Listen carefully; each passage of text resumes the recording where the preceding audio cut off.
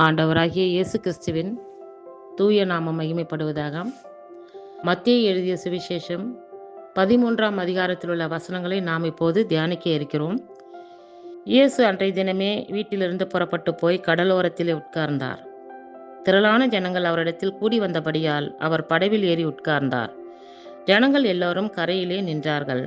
அவர் அநேக விசேஷங்களை உவமைகளாக அவர்களுக்கு சொன்னார். கேளுங்கள், விதைக்கிறவன் ஒருவன் விதைக்க புறப்பட்டான்.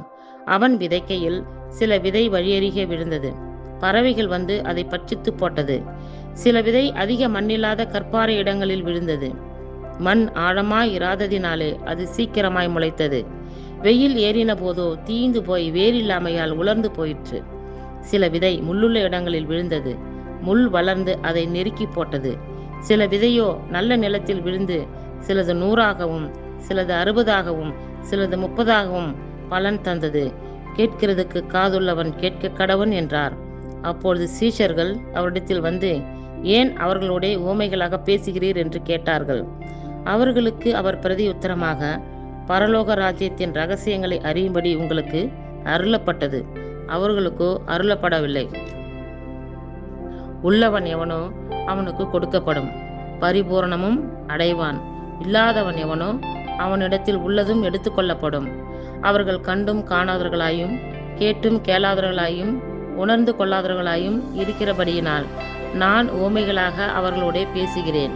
ஏசாயாவின் தீர்க்க தரிசனம் அவரிடத்தில் நிறைவேறுகிறது. அதாவது, காதார கேட்டும் உணராதிருப்பீர்கள், கண்ணார கண்டும் அறியாதிருப்பீர்கள். இந்த ஜனங்கள் கண்களினால் காணாமலும் காதுகளினால் கேளாமலும் இருதயத்தினால் உணர்ந்து மனம் திரும்பாமலும் நான் அவர்களை ஆரோக்கியமாக்காமலும் இருக்கும்படியாக அவர்கள் இருதயம் கொழுத்திருக்கிறது. காதால் மந்தமாய் கேட்டு தங்கள் கண்களை மூடிக்கொண்டார்கள் என்பதே. உங்கள் கண்கள் காண்கிறதினாலும் உங்கள் காதுகள் கேட்கிறதினாலும் அவைகள் பாக்கியம் உள்ளவைகள். அநேக தீர்க்க தரிசிகளும் நீதிமான்களும் நீங்கள் காண்கிறவர்களை காணவும் நீங்கள் கேட்கிறவர்களை கேட்கவும் விரும்பியும் காணாமலும் கேளாமலும் போனார்கள் என்று மெய்யாகவே உங்களுக்கு சொல்லுகிறேன். ஆகையால் விதைக்கிறவனை பற்றிய உவமையை கேளுங்கள். ஒருவன் ராஜ்யத்தின் வசனத்தை கேட்டு உணராதிருக்கும் போது பொல்லாங்கன் வந்து அவன் இருதயத்தில் விதைக்கப்பட்டதை பறித்து கொள்கிறான். அவனே வழியருகே விதைக்கப்பட்டவன். கற்பாறை இடங்களில் விதைக்கப்பட்டவன் வசனத்தை கேட்டு உடனே சந்தோஷத்தோடு ஏற்றுக்கொள்ளுகிறவன். ஆகிலும் தனக்குள்ளே வேறில்லாதவனாய் கொஞ்ச காலம் மாத்திரம் நிலைத்திருப்பான். வசனத்தின் நிமித்தம் உபத்திரவமும் துன்பமும் உண்டானவுடனே இடரல் அடைவான். முள்ளுள்ள இடங்களில் விதைக்கப்பட்டவன் வசனத்தை கேட்கிறோனாய் இருந்தும் உலக கவலையும் ஐஸ்வர்யத்தின் மயக்கமும் வசனத்தை நெருக்கி போடுகிறதினால் அவனும் பலனற்று போவான். நல்ல நிலத்தில் விதைக்கப்பட்டவனும் வசனத்தை கேட்கிறவனும் உணர்வுறனுமாயிருந்து 100ஆகவும் 60ஆகவும் 30ஆகவும் பலன் தருவான் என்றார். வேறொரு உவமையை அவர்களுக்கு சொன்னார். பரலோக ராஜ்யம் தன் நிலத்தில் நல்ல விதையை விதைத்த மனுஷனுக்கு ஒப்பாயிருக்கிறது. மனுஷர் நித்திரை பண்ணுகையில் அவனுடைய சத்துரு வந்து கோதுமைக்குள் களைகளை விதைத்து விட்டு போனான். பயிரானது வளர்ந்து கதிர்விட்ட போது களைகளும் காணப்பட்டது. வீட்டெஜமானனுடைய வேலைக்காரர் அவனிடத்தில் வந்து, ஆண்டவனே, நீர் உமது நிலத்தில் நல்ல விதையை விதைத்தீர் அல்லவா, பின்னை அதில் களைகள் எப்படி உண்டானது என்றார்கள். அதற்கு அவன், சத்துரு அதை செய்தான் என்றான். அப்பொழுது வேலைக்காரர், நாங்கள் போய் அவைகளை பிடுங்கி போட உமக்கு சித்தமா என்று கேட்டார்கள். அதற்கு அவன், வேண்டாம், களைகளை பிடுங்கும் போது நீங்கள் கோதுமைகளோட கூட வேரோட பிடுங்காதபடிக்கு இரண்டையும் அறுப்பு மட்டும் வளர விடுங்கள். அறுப்பு காலத்தில் நான் அறுக்கிறவர்களை நோக்கி, முதலாவது களைகளை பிடுங்கி அவைகளை சுற்றியிருக்கிறதுக்கு கட்டுகளாக கட்டுங்கள், கோதுமையையோ என் களஞ்சியத்தில் சேர்த்து வையுங்கள் என்பேன் என்று சொன்னான் என்றார். வேறொரு உவமையை அவர்களுக்கு சொன்னார். பரலோக ராஜ்யம் கடுகு விதைக்கு ஒப்பாயிருக்கிறது. அதை ஒரு மனுஷன் எடுத்து தன் நிலத்தில் விதைத்தான். அது சகல விதைகளிலும் சிறியதாயிருந்தும் வளரும்போது சகல பூண்டுகளிலும் பெரிதாகி ஆகாயத்து பறவைகள் அதன் கிளைகளில் வந்து அடையத்தக்க மரமாகும் என்றார். வேறொரு உவமையை அவர்களுக்கு சொன்னார். பரலோக ராஜ்யம் புளித்த மாவுக்கு ஒப்பாயிருக்கிறது. அதை ஒரு ஸ்திரீ எடுத்து முழுவதும் புளிக்கும் வரைக்கும் 3 படி மாவிலே அடக்கி வைத்தாள் என்றார். இவைகளை எல்லாம் இயேசு ஜனங்களோடே உவமைகளாக பேசினார். உவமைகளாலே அன்றி அவர்களோடே பேசவில்லை.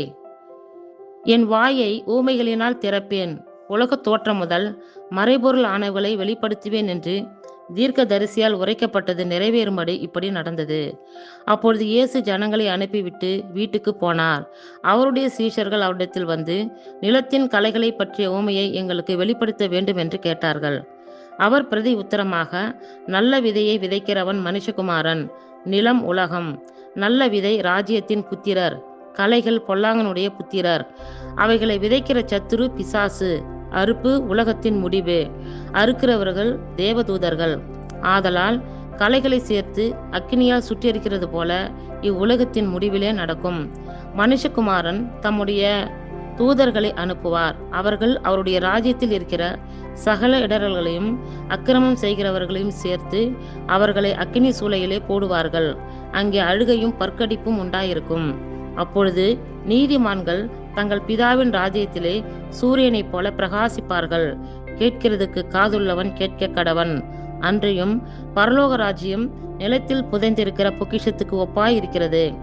அதை ஒரு மனுஷன் கண்டு மறைத்து அதை பற்றிய சந்தோஷத்தினாலே போய் தனக்கு உண்டான எல்லாவற்றையும் விற்று அந்த நிலத்தை கொள்ளுகிறான். மேலும் பரலோக ராஜ்யம் நல்ல முத்துக்களை தேடுகிற வியாபாரிக்கு ஒப்பாயிருக்கிறது. அவன் விலையுயர்ந்த ஒரு முத்தை கண்டு போய் தனக்குண்டான எல்லாவற்றையும் விற்று அதை கொள்ளுகிறான். அன்றியும் பரலோக ராஜ்யம் கடலிலே போடப்பட்டு சகலவிதமான மீன்களையும் சேர்த்து வாரிக்கொள்ளும் வலைக்கு ஒப்பாயிருக்கிறது. அது நிறைந்த போது அதை கரையில் இழுத்து உட்கார்ந்து நல்லவைகளை கூடைகளில் சேர்த்து ஆகாதவைகளை எரிந்து போடுவார்கள். இப்படியே உலகத்தின் முடிவிலே நடக்கும். தேவதூதர்கள் புறப்பட்டு நீதிமான்களின் நடுவிலிருந்து பொல்லாதவர்களை பிரித்து அவர்களை அக்கினி சூளையிலே போடுவார்கள். அங்கே அழுகையும் பற்கடிப்பும் உண்டாயிருக்கும் என்றார். பின்பு இயேசு அவர்களை நோக்கி, இவைகளை எல்லாம் அறிந்து கொண்டீர்களா என்று கேட்டார். அதற்கு அவர்கள், ஆம், அறிந்து கொண்டோம் ஆண்டவரே என்றார்கள்.